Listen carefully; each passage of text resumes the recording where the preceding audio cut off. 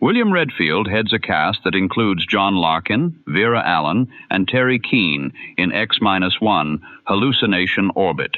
Originally heard on NBC Radio Network on May 15, 1956, this is episode 51, adapted for radio by Ernest Kinoy from a story by J.T. McIntosh and directed by Daniel Sutter. A relief ship approaches Pluto Station 3 to bring home Colin Ord, an officer left alone for years after a space beam failure. The rescuers know that prolonged isolation, known as solitosis, can alter a station officer's sense of reality. And now, we return to the original broadcast. In just a moment, X-1. But first, some of the funniest situations you've ever witnessed occur every Wednesday night when the devilish imagination of MC Jack Bailey sets to work on NBC's Truth or Consequences. You won't believe it until you hear it, so listen in tomorrow. Then another laugh session is in store later on with the wise and witty Groucho Marx as he and contestants play You Bet Your Life.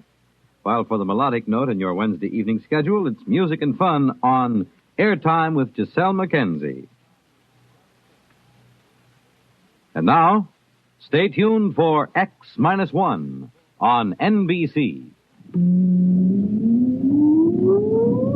Countdown for blast off. X-5, 4, 3, 2, X-1, fire.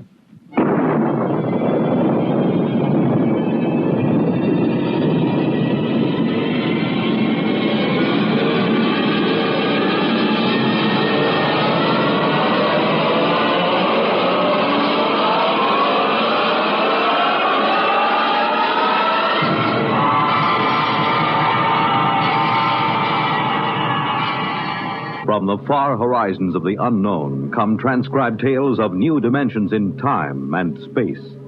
These are stories of the future, adventures in which you'll live in a million, could be years, on 1,000 maybe worlds. The National Broadcasting Company, in cooperation with Galaxy Science Fiction Magazine, presents X minus 1.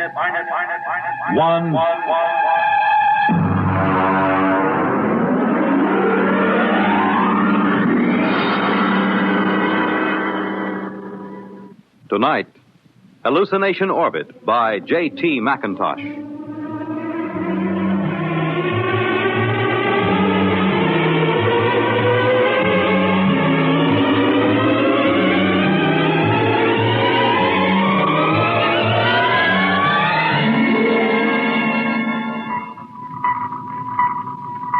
Mr. Chaka. Sir? Stand by to release a pickup rocket. Yes, sir. We'll break orbit in 8 hours, have damage control pull the rods on the number 3 pile. Check leakage. Yes, sir. Try and have the locks cleared of all unessential personnel when that pickup rocket comes back. There's no point in making trouble. I understand, sir. Pickup rocket away, sir. Very well. Take over, Mr. Chaka. I will be in my quarters if I'm wanted.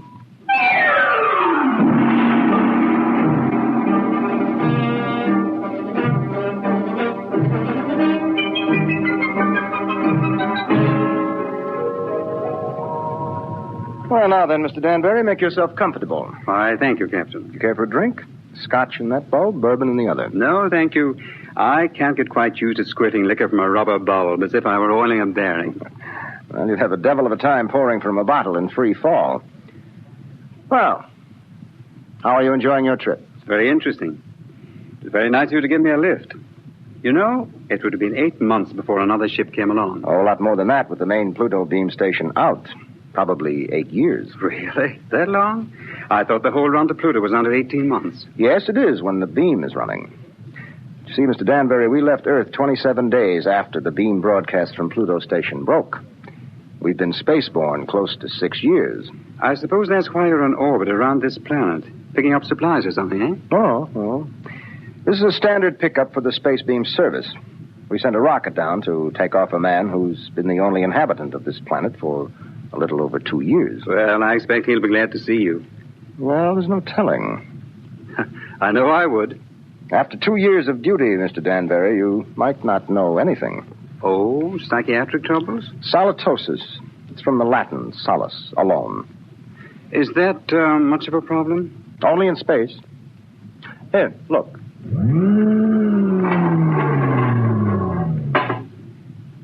Look through that port. Seems empty. It is. It's empty of horizon, sky, sunlight, ground. It's empty of time. It's empty of people. You can't live in it too long without something happening. I see. But surely people have been alone before spaceflight. Oh, yes, but they have been on the same world with other people. And that seems to make a difference. You take a hermit on Earth, he may spend his life trying to escape civilization. Put him on a deserted world, he turns psychotic. Is there a cure? Oh, sure. Put him back with people. At least about 40 people. That seems to be the critical number. See, I have 48 in this ship's complement. I could run her with about 18. But if I tried to, I'd have psychos on my hands 6 months after blastoff. But then every one of these men on the beam stations, they're all alone, aren't they? That's right. Well, then they must get it. They do. It wouldn't pay to leave more than 40 men on a space station. And less than 40 is too dangerous. Solitosis can be homicidal. So they leave one man. Now, he gets it all right. But you can snap him out of it just by taking him back to Earth. That's why I like to have as few people as possible around when the pickup ship comes back. It can be pretty unpleasant. And what are they like? How does it affect them? Well, so far, I've picked up about 28 space station officers. I've seen 28 different sets of symptoms. I wouldn't want the job of getting those guys out of their stations and into that pickup rocket. Captain here. Pickup rocket. Signaling, sir. All right, Mr. Chalker. Prepare to receive the pickup. Alert the psychiatric staff, and I'll be right there. Would you care to see them bring them in, Mr. Danbury? You're welcome if you have a strong stomach. I don't think so, thank you. All right. Mr. Chalker, as soon as the rocket is secured, make a trajectory for the next station. Yes, sir. That's Pluto Station 3. Carry on. Oh. Pluto Station 3. That will be a honey of a job. He has been on that lump of rock all by himself for close to 6.5 years.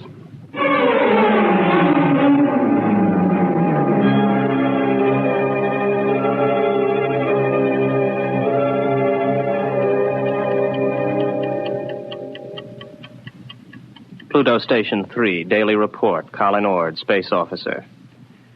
Everything is in fine shape. Through my port, I can see Mars, Earth, Saturn, Mercury. That little devil, he's hiding behind the sun. He's been quite furtive lately. Why I'm required to record this report every day escapes me, because it's quite obvious to any empty-headed brass hat at the central office that not a word of this has been worth the tape it's been recorded on for the last 5.5 years. But if it amuses you gentlemen to hear me wander, after all, you are paying for the tape. Which gives me a fine thought. I'm going to set the pickups through the whole station and leave the tape running. That'll give you a daily report all day, so keep on listening. Right now, I have the distinct impression that Earth is winking at me. A rather suggestive, lewd wink. It helps to see the planets, doesn't it? Oh, I thought you were reading. I was. You know, if you hadn't been able to see the planets, you would have been a straitjacket case long ago. Well, who knows I'm not one now? You don't, anyway. Well, I think that so long as you talk sanely about madness, you can't be so far gone. It's out there somewhere, isn't it? The rescue ship. Somewhere.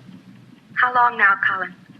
Where could they be now if they started whenever the beam failed? I haven't worked it out since the last time you asked, but they could be very close. If the beam hadn't failed, they would have been here long ago, wouldn't they? Oh, sure. 11 months with the beam, over 6 years without it. Well, anyway, that triple times 6 years' pay adds up to quite a pile.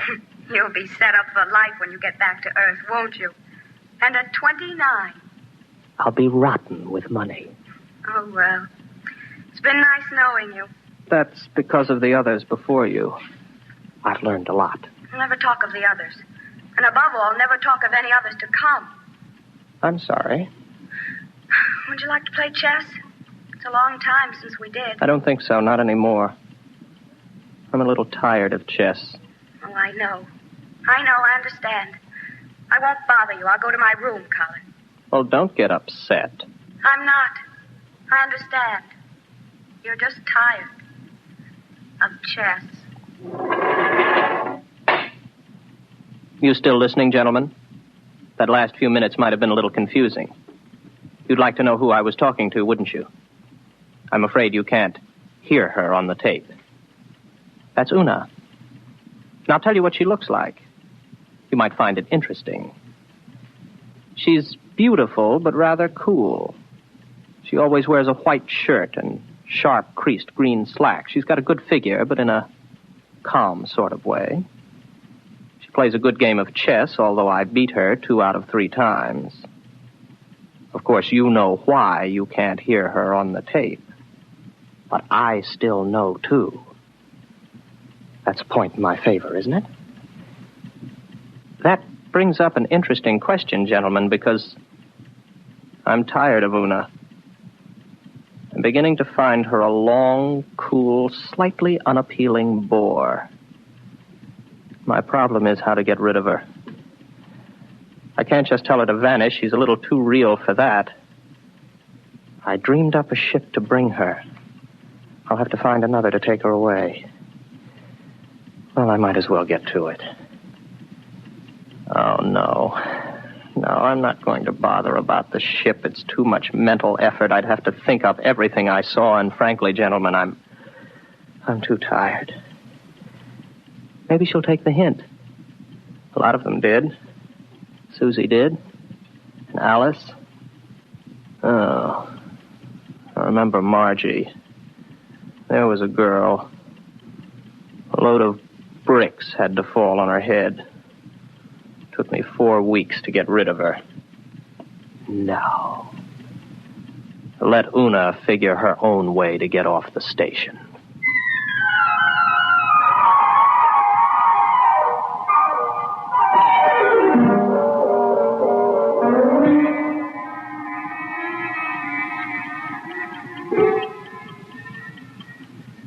Well, she's gone. I thought she might. The ship's gone, too. Well, all in all, I don't think Una was really very satisfactory.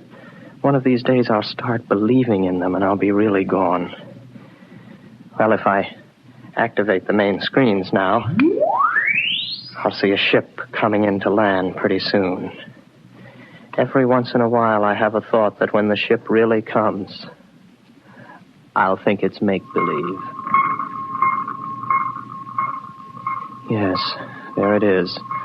A small ship curving in for a landing. I suppose I could check on the detectors.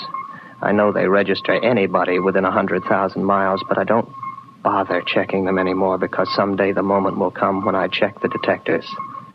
And I'll see just what I want to see.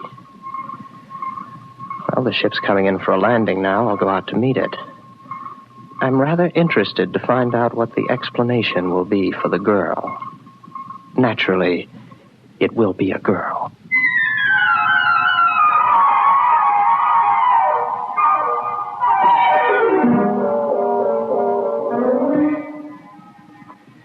It's all right. You can take your helmet off. The air's all right in here. You must be Baker. Oh, good heavens, no. Baker was before me here. You can't be one of his dreams 7 years late. I'm Ord, Colin Ord. Before we go any further, just how does solitosis affect you?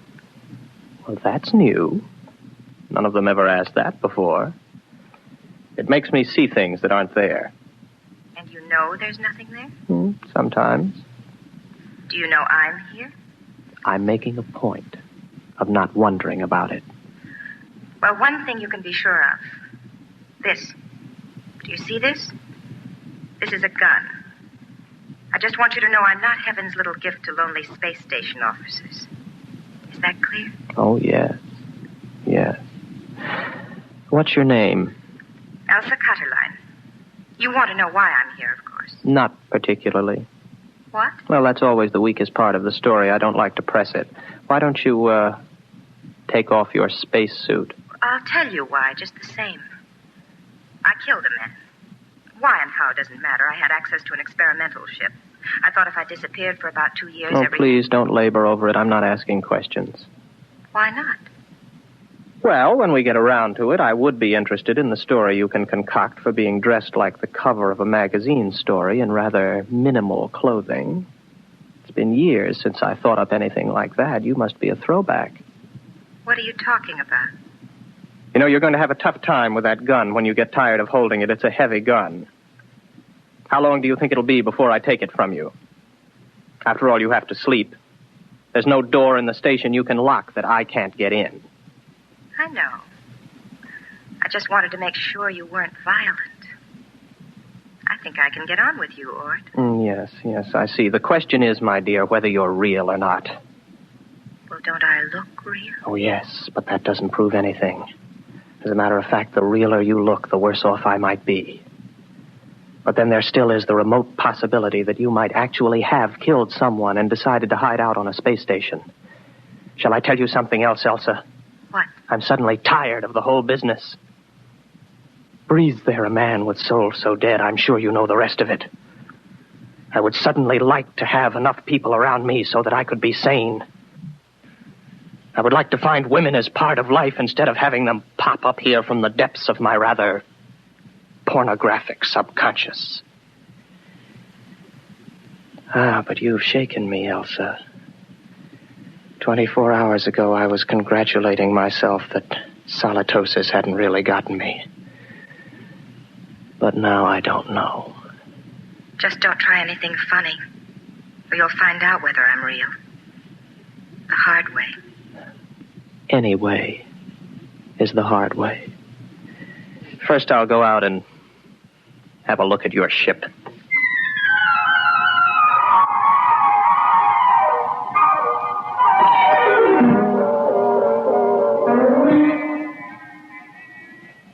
£14 per square inch air.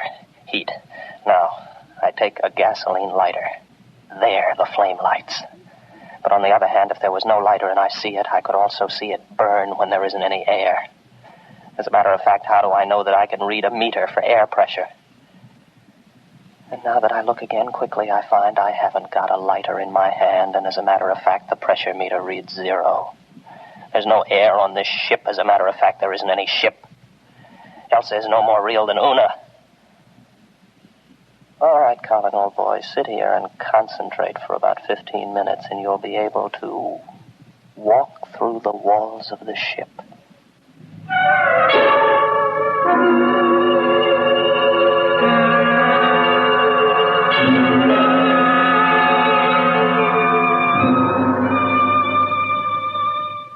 Well, what did you find out there? You'd better leave. It was a mistake your coming here. I'm sorry. No, don't come any closer to me. Put down the gun. Keep back, I'm warning you, keep back. You see, it's no use.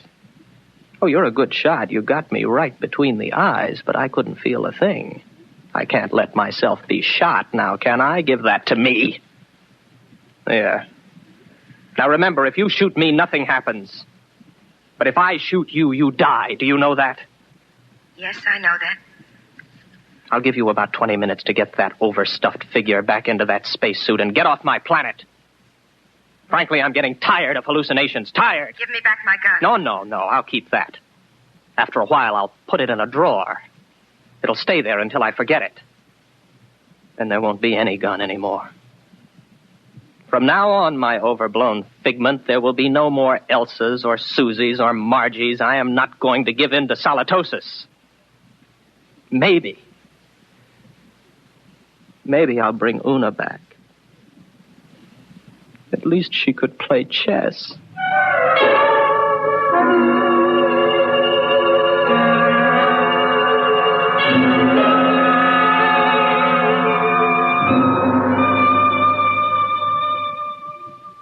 Pluto Station 3, Daily Report, Colin Ord, Space Officer. Gentlemen, I have successfully fought off solitosis for 2 days, and I have been alone. However, I'm afraid I'll lose as I watch my main scope now. I see a ship coming in again. I wonder what this one will be like. It's a launch from a larger spaceship. Maybe a lifeboat. Dorothy came in a lifeboat. I wonder what this one will be like. I've got to find out when she comes whether she's real. That's the key, as long as I know if she's real. When I don't care anymore, that's when it's really got me. The ship's down now. There she comes out of the airlock.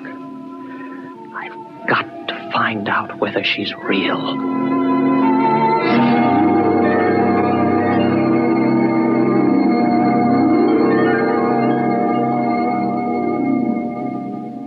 Colin Ord.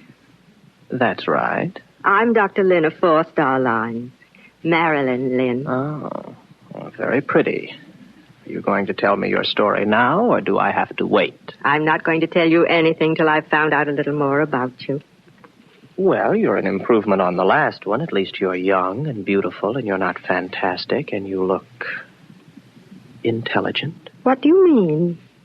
Don't worry about me. I see things that aren't there. Particularly people. Oh, so you don't believe I'm here? Would you? If you were me? Do you know I'm not here? No, that comes with time.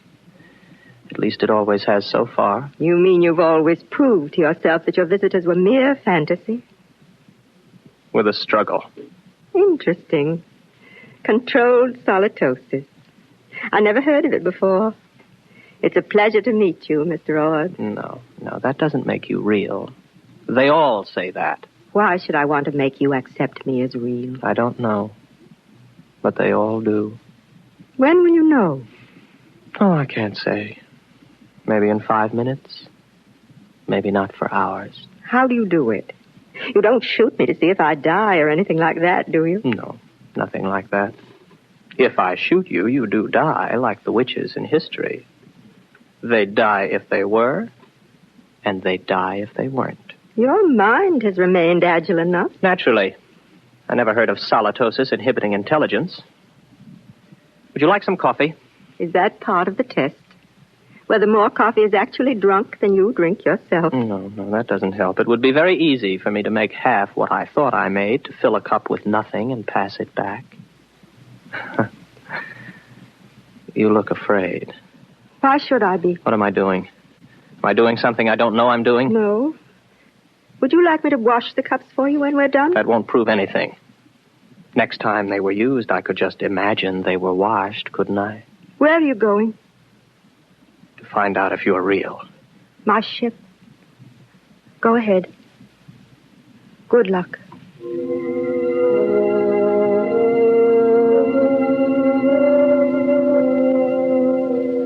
What's she afraid about? Something I said. None of the others were really afraid of me. I can't tell yet. Nothing's happened. The meters all read 15 pounds to the square inch air pressure, but that's no good. I can't tell if I'm reading them at all. Oh.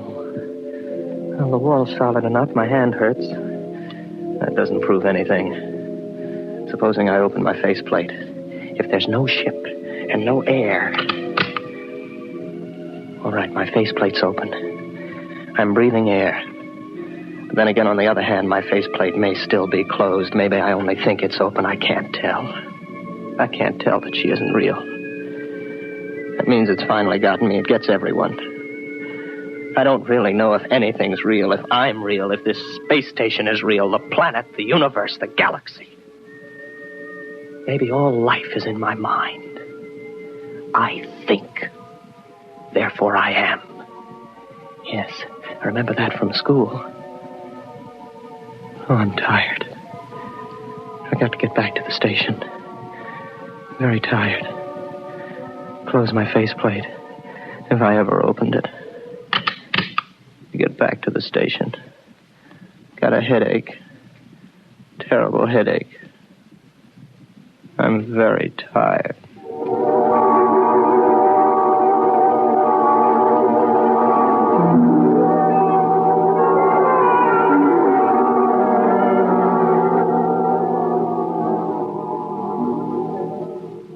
Are you all right now? Here, drink this.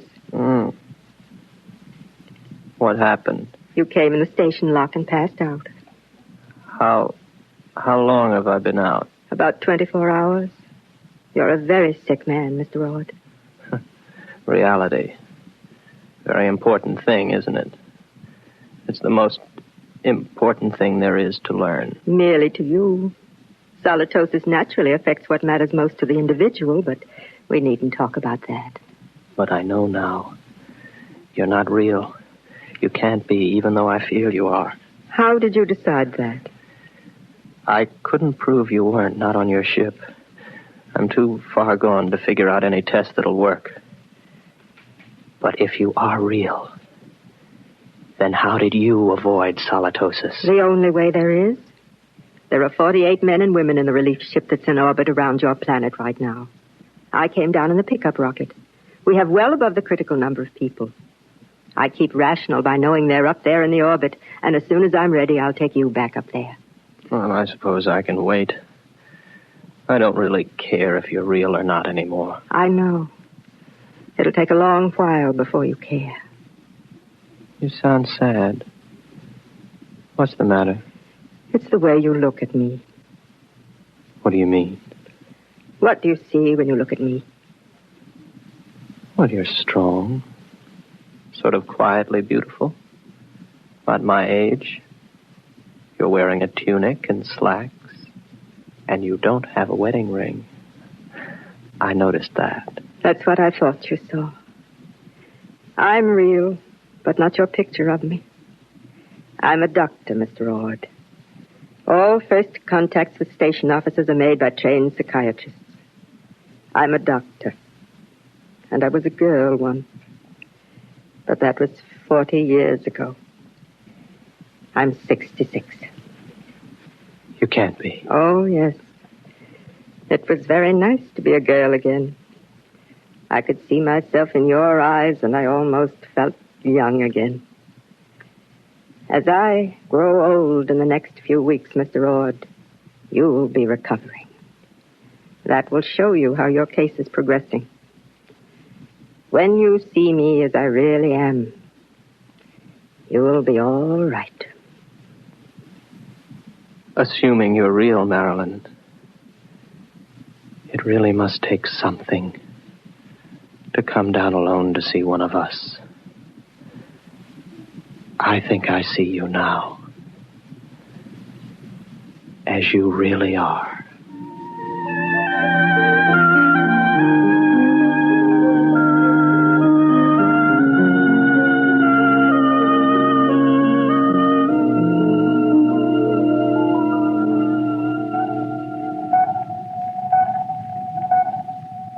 Captain?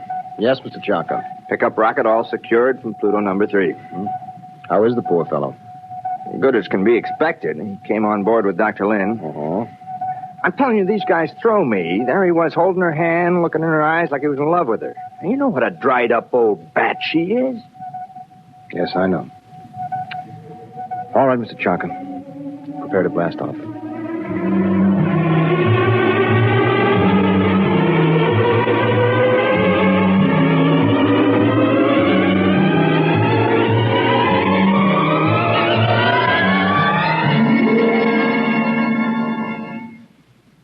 You have just heard X-1, presented by the National Broadcasting Company in cooperation with Galaxy Science Fiction Magazine, which this month features the Willie Lay column, Mutant of the Iron Horse, describing monorail railroads of the past and future.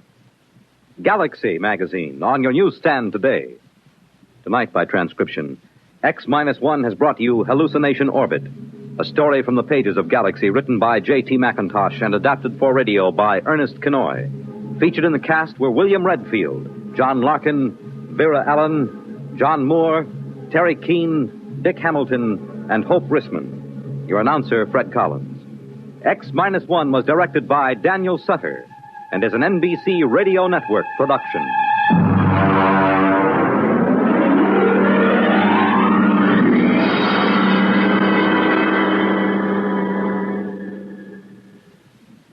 National Radio Week. Recollections at 30 salutes Radio Tonight on NBC. That was X-1 with Hallucination Orbit. Follow X-1 for more classic broadcasts.